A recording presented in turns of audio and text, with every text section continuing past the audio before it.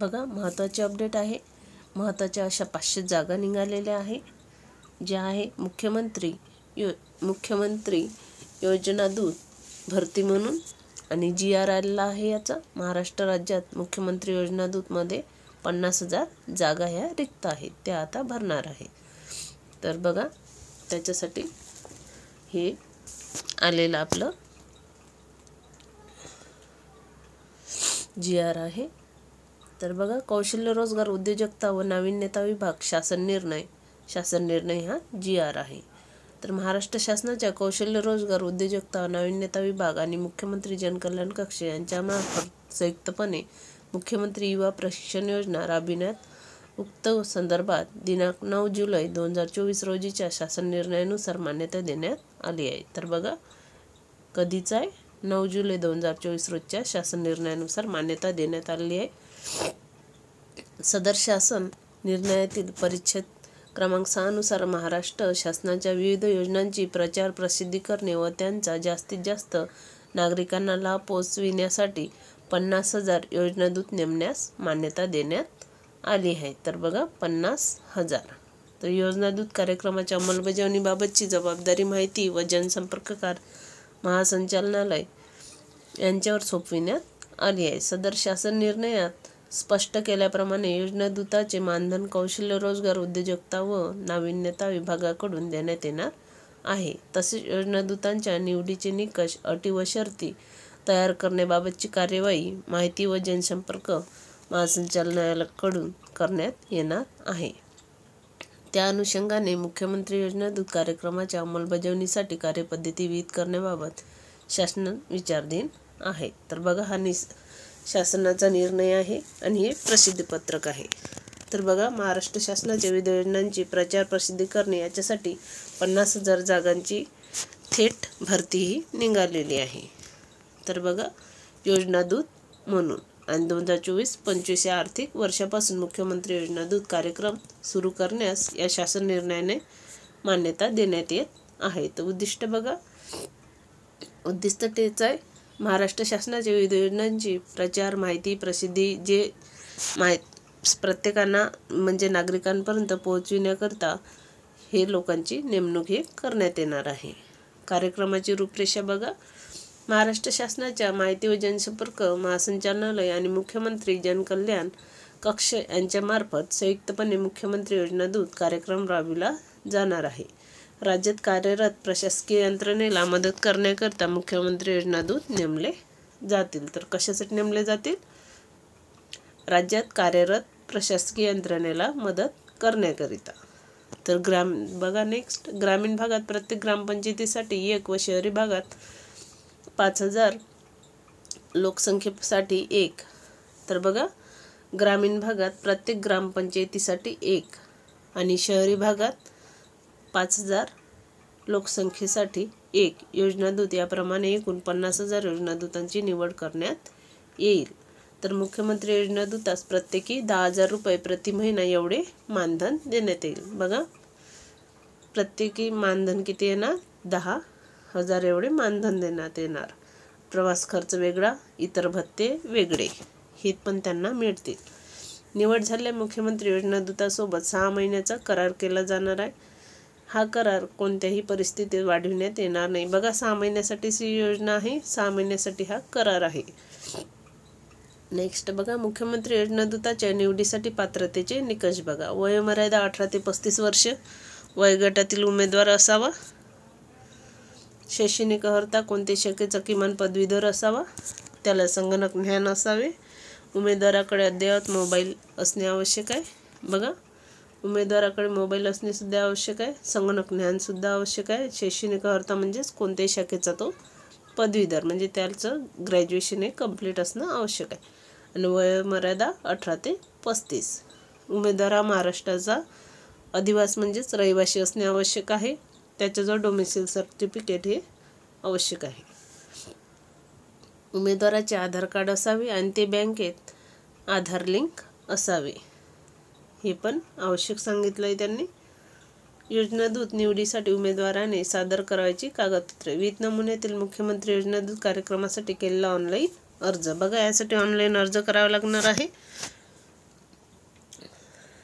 त्यासाठी त्याला आधार कार्ड, पदव्युत्तर असल्याबाबतची पुरावा दाखल कागदपत्रे, प्रमाणपत्र, अधिवासाचा दाखला, वैयक्तिक बँक खात्याचा तपशील, पासपोर्ट साईज फोटो, हमीपत्र जे ऑनलाईन अर्जासोबतच नमुन्यामधील मिळणार.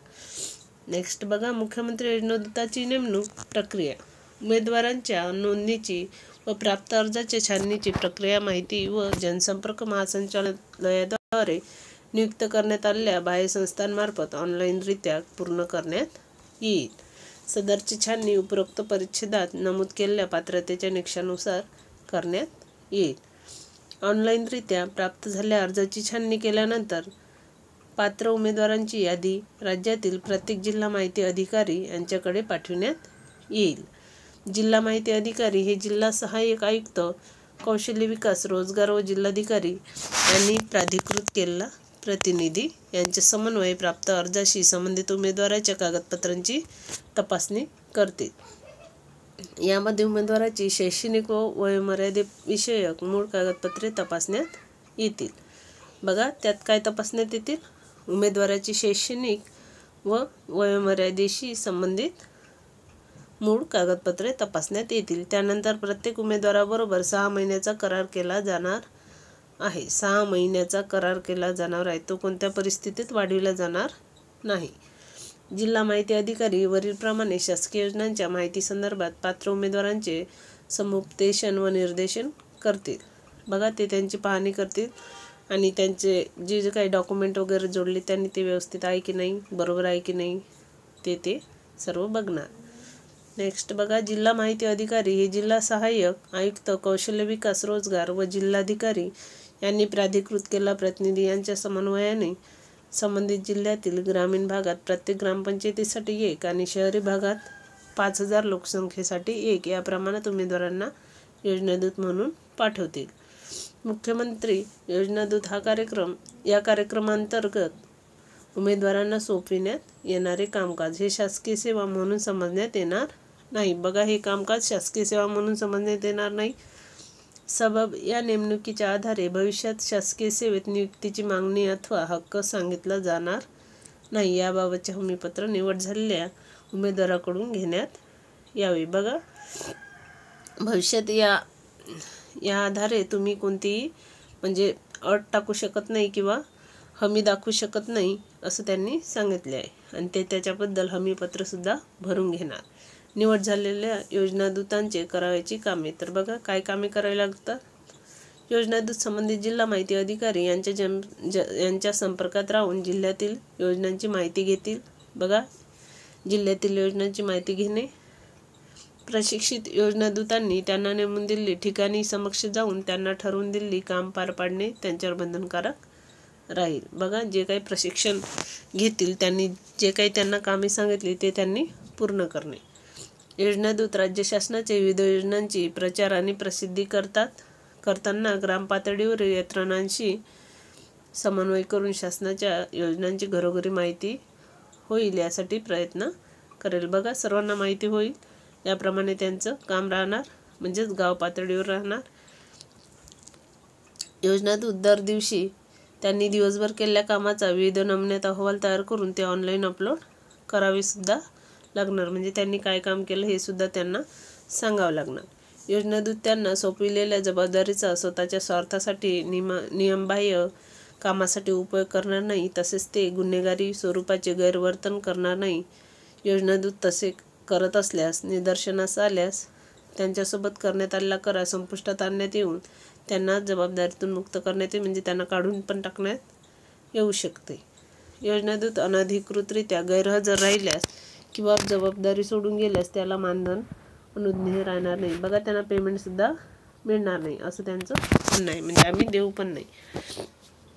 उपसंचालक माहिती, जिल्हा माहिती अधिकारी, जिल्हा सहाय्यक आयुक्त, कौशल्य विकास, रोजगार व जिल्हाधिकारी यांनी प्राधिकृत केलेल्या प्रतिनिधी यांची जबाबदारी. तर बघा, विभागीय स्तरावर विभागीय संचालक, उपसंचालक या योजनेचे संनियंत्रण करतील. जिल्हा माहिती अधिकाऱ्यांच्या कार्याचा आढावा विभागीय स्तरावर घेतला जाईल. जिल्हा माहिती अधिकारी हा सदर योजनेसाठी संबंधित जिल्ह्याचा नोडल ऑफिसर असेल. संबंधित जिल्ह्यातील योजनादूतांनी विहित नमुन्यात ऑनलाईन अपलोड केलेल्या त्यांच्या दैनंदिन कामकाजाचा आढावा जिल्हा माहिती अधिकारी घेतील. तसेच संबंधित योजनादूतांना त्यांच्या कामकाजामध्ये मार्गदर्शन करतील. माहिती व जनसंपर्क महासंचालनालयातील संचालक वृत्त यांची नोडल अधिकारी म्हणून जबाबदारी. बघा, योजनादूत कार्यक्रमाच्या संलग्न बाहेर संस्थांमार्फत करायची कामे. तर बघा, त्यांना बाहेर संस्थांमार्फत सुद्धा कामे करावी लागणार. तर ती कामे कोणती आहे ते आपण बघूया.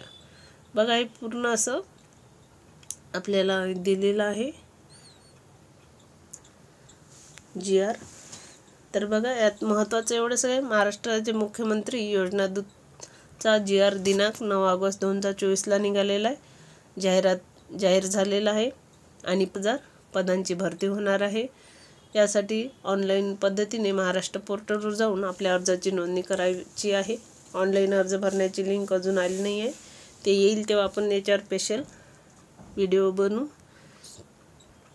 आणि 50,000 जागा आहे 2024-25 या वर्षासाठी हे निवड आहे. आणि या अर्जापूर्वी मूळ जाहिरात किंवा बघा, या अर्जापूर्वी मूळ जाहिरात किंवा